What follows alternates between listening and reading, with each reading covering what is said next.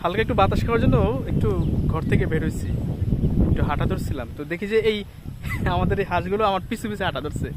তো এখানে হাঁটায় নিয়ে আসছি। এই যে ঘাস খাইতেছে, এখন এই যে ঘাস খাইতেছে, সবগুলো ঘাস খাইতেছে।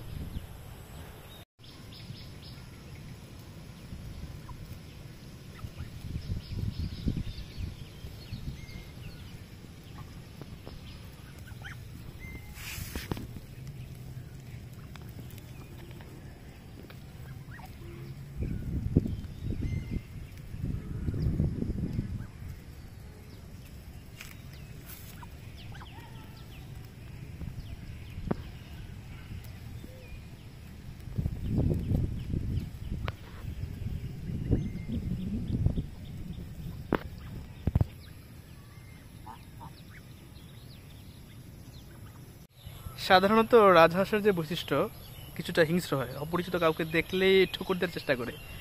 কিন্তু এই হাঁসগুলারে এমনভাবে আমরা মানে প্র্যাকটিস করাইছি আর কি, খুব সহজে মানে কাউকে অপরিচিত দেখলেই সহজে ঠুকুর দিতে আসে না। এবং আশপাশেও যারা থাকে মোটামুটি পরিচিত হইলে একবারে কাছে চলে যাওয়া যায়। হ্যাঁ, আগে ছোটোকালে যখন দেখতাম যে কখনো সামনে যখন রাজহাঁস পড়তো, খুব ভয় পাইতাম। রাজহাঁস দেখলে দৌড়ে পালাইতাম, কারণ একেবারে পায়ের মধ্যে এসে ঠুকুর দিত। এই থেকে অনেকের এই ধরনের ভীতি আছে, রাজহাঁস ভীতি আছে যে ঠুকুর দেয় কিনা, কামড় দিয়ে ফেলে কিনা। কিন্তু আমাদেরগুলো হচ্ছে অন্যরকম। এরা ওই যে জন্মের পর থেকেই হচ্ছে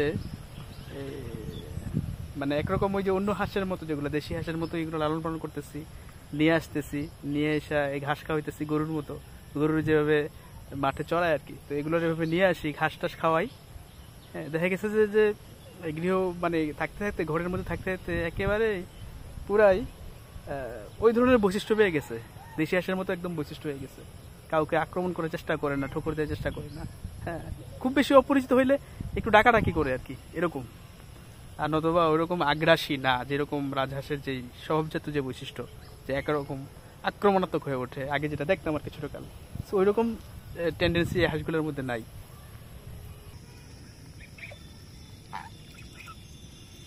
প্রচুর ঘাস খাইছে, এখন ঘাস খাবে না, যে পানি খেতেছে। এখনই হচ্ছে বাড়ির দিকে আবার এগুলো হাঁটা ধরবে, আমি নিয়ে যাবো আর কি।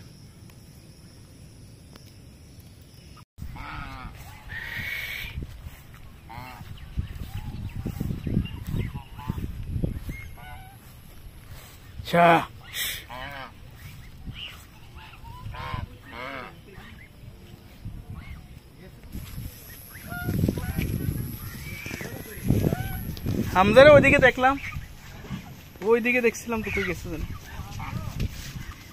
হামজা করে।